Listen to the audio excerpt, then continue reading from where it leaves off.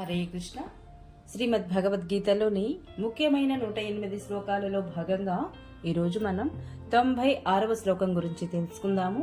ఇది 15వ అధ్యాయంలోని 5వ శ్లోకం.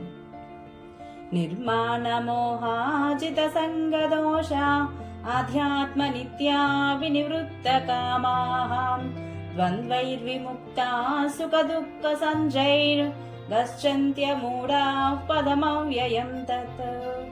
హరే కృష్ణ. భగవానుడు ఇంకా ఈ విధంగా చెప్తున్నారు.